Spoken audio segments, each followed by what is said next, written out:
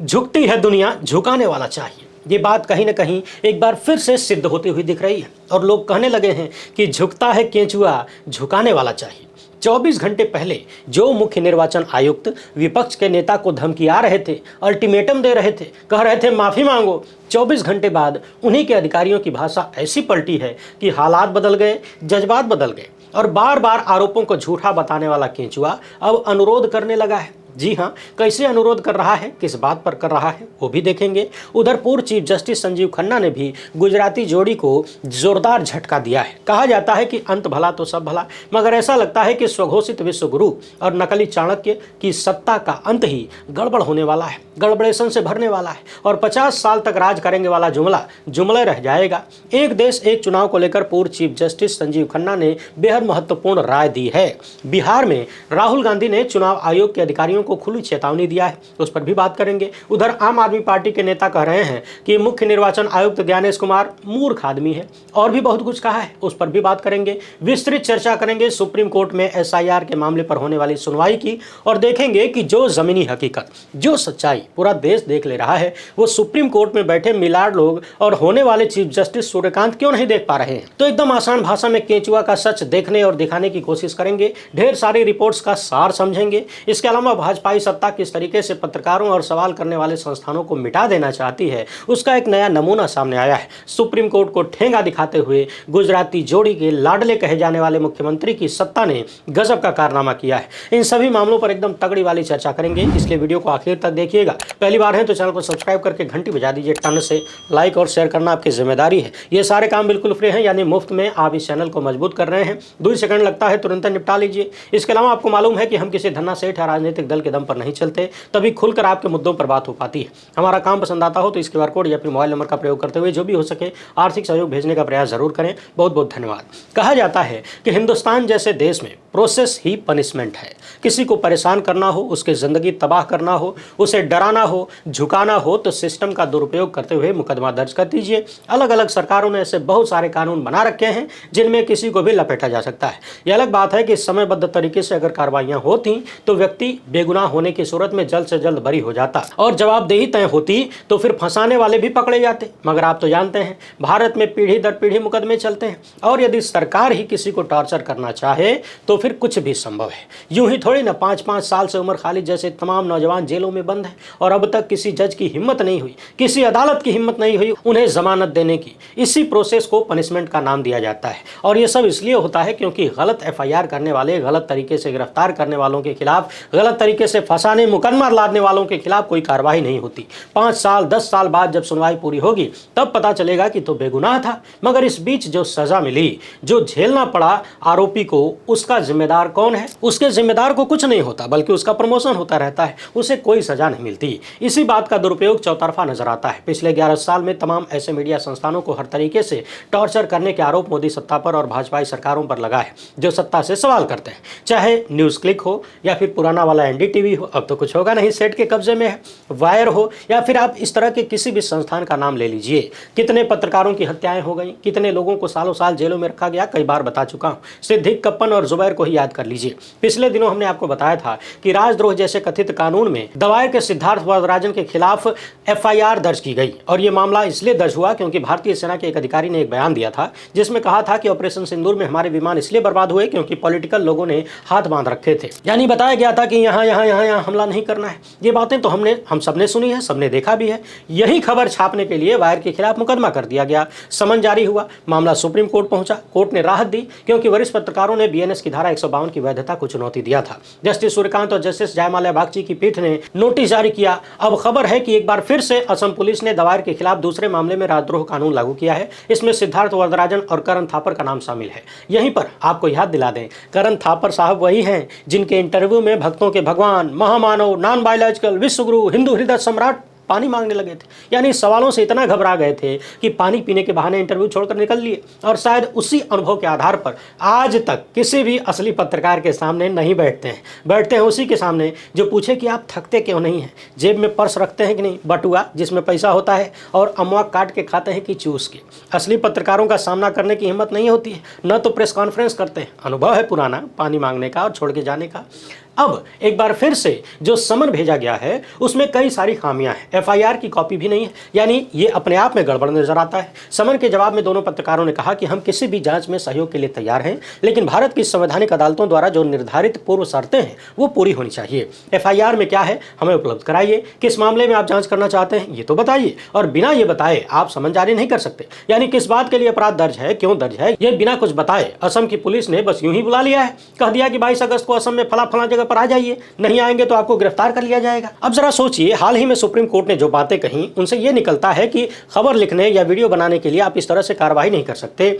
Notice जारी किया और उसके तुरंत बाद ये सारी चीजें देखने को मिल रही हैं। यानी कुल मिलाकर ऐसा लगता है कि भाजपा इस सिस्टम प्रोसेस के पनिशमेंट को बरकरार रखना चाहता है, ताकि सवाल करने वाले लोग इन्हीं सब में उलझे रहें और सत्ता में बैठे लोगों से हिसाब न मांगा जाए, क्योंकि देने के लिए हिसाब है नहीं। वरना गुजराती जोड़ी का सबसे लाडला केंचुआ 24 घंटे में सरेंडर काहे करता, धमकी से अनुरोध पर क्यों आता। आप ही देखिए, रविवार को प्रेस कॉन्फ्रेंस में मुख्य चुनाव आयुक्त बिना नाम लिए राहुल गांधी को धमका रहे थे, कह रहे थे कि या तो 1 हफ्ते के भीतर एफिडेविट जमा करिए, हलफनामा दीजिए, या फिर देश से माफी मांगनी पड़ेगी, तीसरा ऑप्शन नहीं है। और इसके बाद बिहार में जब राहुल गांधी ने जमीन पर काम करना शुरू किया तो लोग कहने लगे कि केंचुआ अपनी औकात में आ गया है। ये वीडियो आप देख सकते हैं। वोट अधिकार यात्रा के दौरान राहुल गांधी उन लोगों से मिले जिनका नाम काट दिया गया है। इन लोगों ने पिछले 4-5 चुनाव में वोट डाला है, मगर अब इनमें से कुछ को मृत बता दिया गया, कईयों का नाम काट दिया गया। इसकी वीडियो बाकायदा सोशल मीडिया पर वायरल है। राहुल गांधी तेजस्वी यादव इंडिया गठबंधन के और नेताओं के साथ मिलकर लोगों के वोट अधिकार पर चर्चा कर रहे हैं। इस वीडियो पर चुनाव आयोग की तरफ से क्या कहा गया है जरा देखिए।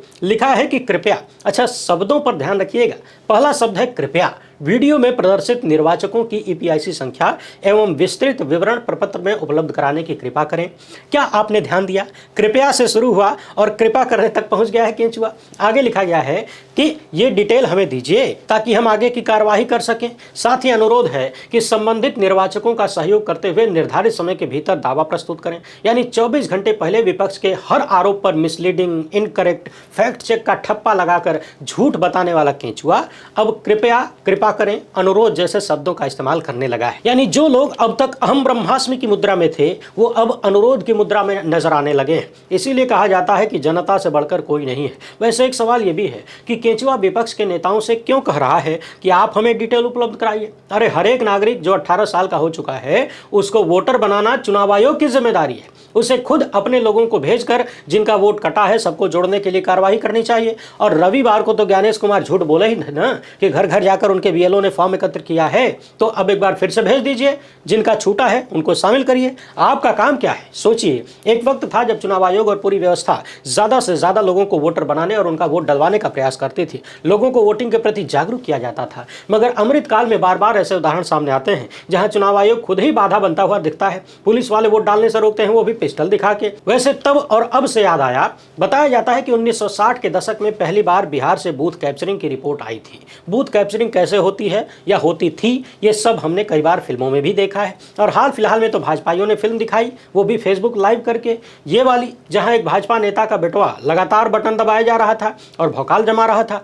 कहा जाता है कि पॉलिटिकल पार्टियां क्रिमिनल्स को हायर करती थीं, वो अलग अलग ग्रुप में जाकर पोलिंग बूथों पर सुतली बम मारते थे, लोगों को भगाते थे, डराते थे, आग लगाते थे, कट्टा दिखाकर धमकाते थे, पेटी चोरी कर लेते थे, पेटियों में स्याही डाल देते थे, आग लगा देते थे। इस तरह की चीजें होती थी। मगर उसके बाद दोबारा चुनाव होते थे, बहुत सारा री इलेक्शन भी होता था। इसके बाद टी.एन. शेषन और के.जे. राव जैसे काबिल अधिकारियों ने जब चुनाव आयोग का जिम्मा संभाला तो इन्होंने कई फेज में वोटिंग शुरू करवाई, यानी अलग अलग फेज में चुनाव होंगे। अब चूंकि कई दशक पहले पुलिस व्यवस्था और अन्य सुरक्षा संबंधी चीजें कम थी, न ही इतना अच्छा मूवमेंट था, न ही सीसीटीवी और तमाम चीजें थी, न इंटरनेट था, एक साथ पूरे स्टेट में या पूरे देश में सुरक्षित चुनाव कराना जरा मुश्किल हो रहा था। तो अलग अलग फेज में वोटिंग शुरू हुई ताकि पुलिस व्यवस्था के मूवमेंट आसानी से की जा सके और हर जगह निष्पक्ष चुनाव हो सके। जानकारों के मुताबिक कई फेज में चुनाव कराने का कारण था गुंडों से चुनाव को बचाना, सुरक्षा व्यवस्था के साथ निष्पक्ष चुनाव कराना। मगर अब उसी मल्टी फेज सिस्टम का दुरुपयोग अमृतकाल में जमकर होने लगा है। टी.एन. शेषन जैसे काबिल अधिकारियों ने निष्पक्ष चुनाव कराने के लिए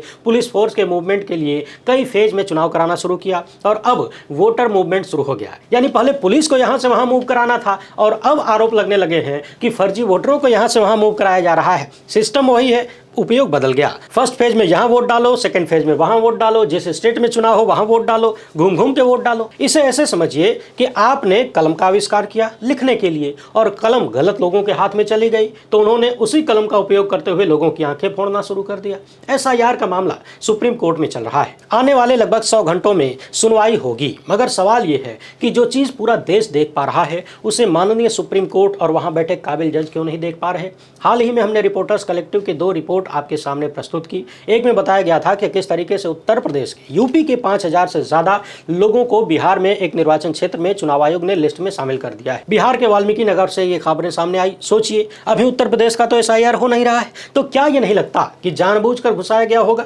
इसके बाद रिपोर्ट आई कि बिहार के महज 3 निर्वाचन क्षेत्रों में फर्जी एड्रेस या गलत एड्रेस पर 80,000 से ज्यादा वोटर्स का रजिस्ट्रेशन हो गया। एक ही एड्रेस में 500 से ज्यादा लोग ले रहे हैं, कहीं 450 से ज्यादा लोग रह रहे हैं और वो एड्रेस जमीन पर है ही नहीं, यानी काल्पनिक पता है। अब सोचिए, 243 क्षेत्रों वाले बिहार में 3 में ही 80,000 से ज्यादा ऐसे मिल गए, तो फिर अन्य 240 में क्या हल होगा और टोटल 243 में क्या हल होगा। क्या ये दोनों रिपोर्ट सुप्रीम कोर्ट के जजों को देखने के लिए नहीं मिली? क्या वो दूसरे गोला पर रहते हैं? अब अपने स्क्रीन पर दैनिक भास्कर की ढेर सारी ग्राउंड रिपोर्ट देखिए। पटना में 18 मुर्दों के नाम लिस्ट में शामिल हो गए। ये भी खाली एक वार्ड की कहानी है। जो आदमी 6 साल पहले दुनिया छोड़ गया उसे भी चुनाव आयोग ने जिंदा कर दिया, जबकि चुनाव आयोग द्वारा ही मार दिए गए यानी मुर्दा बताए गए तमाम लोग राहुल गांधी के साथ चाय पी रहे हैं। राहुल गांधी कह रहे हैं कि जिंदा लोगों के साथ तो बहुत समय बिताया, जिंदगी में पहली बार मौका मिला, जो मुर्दा हैं उनके साथ चाय पी रहे हैं, यानी जो जिंदा है उन्हें मार दिया, जो मर गए उन्हें जिंदा कर दिया।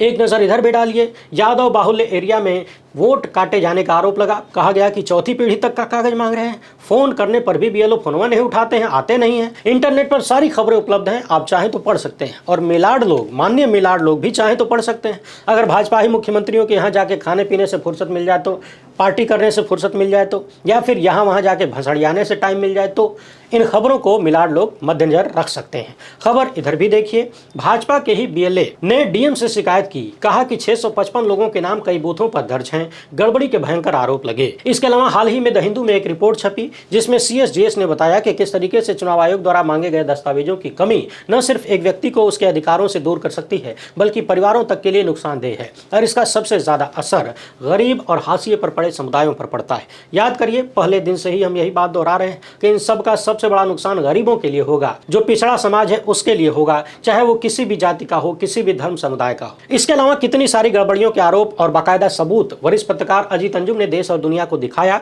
जिसे लेकर उनके खिलाफ एफआईआर भी हो गई। क्या ये सब कुछ सुप्रीम कोर्ट की नजर से दूर है? क्या सुप्रीम कोर्ट में बैठे माननीय मिलाड लोग ये सब नहीं देख पाते हैं? लोग ये भी सवाल करने लगे हैं कि देख नहीं पाते हैं या देखना नहीं चाहते, बस यूं ही कह देंगे कि हमने नेता प्रतिपक्ष के प्रेस कॉन्फ्रेंस को नहीं देखा, हमें इसकी जानकारी नहीं है, हमने ये रिपोर्ट नहीं देखा, वो रिपोर्ट नहीं देखा।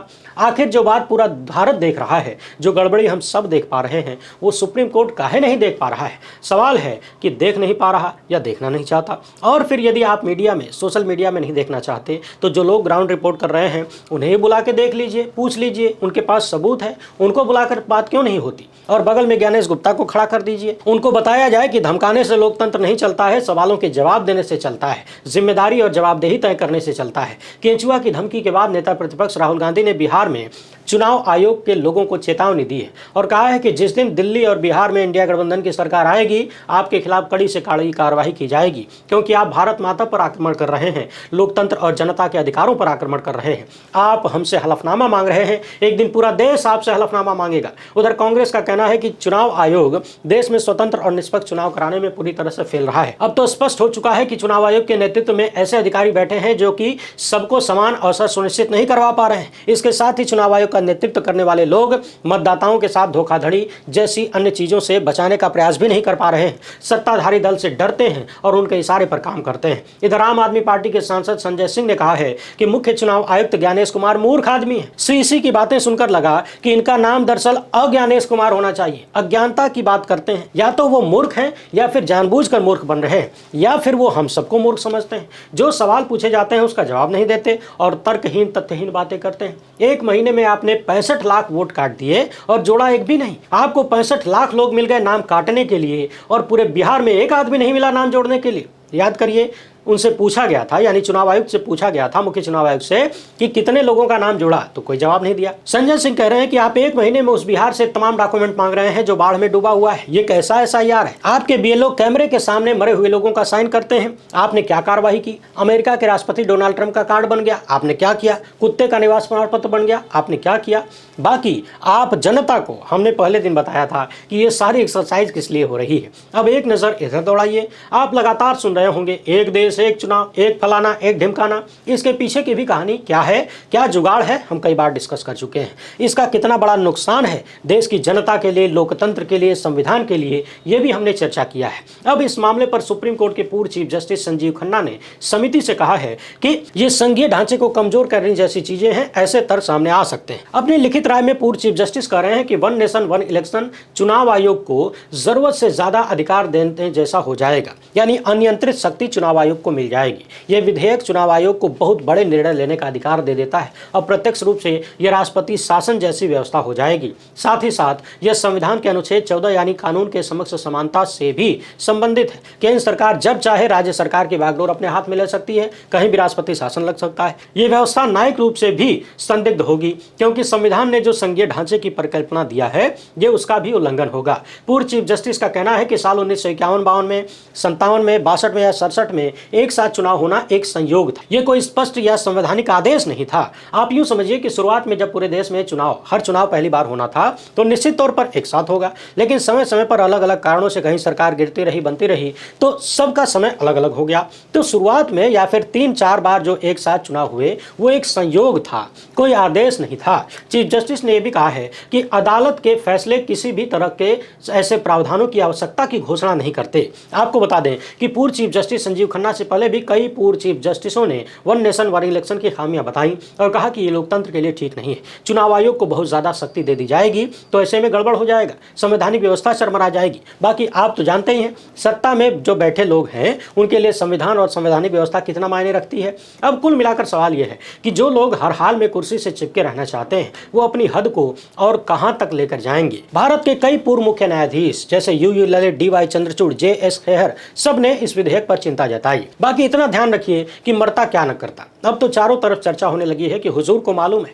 कि जिस दिन देश की सत्ता हाथों से गई, बाकी का जीवन मुकदमे लड़ते हुए बीतेगा और अपने आप को जेल जाने से बचाने में ही गुजर जाएगा, या फिर जेल में गुजर जाएगा। यह अलग बात है कि कोई झोला उठा के चला जाए, निकल ले, फकीर आदमी है भाई, बहुत सारे भगोड़े बचे हुए हैं। वैसे आप इस मामले पर क्या सोचते हैं, अपनी राय कमेंट बॉक्स में जरूर लिखिएगा। पहली बार है तो चैनल को सब्सक्राइब कर लीजिए। हमसे जुड़ने के लिए बहुत बहुत धन्यवाद।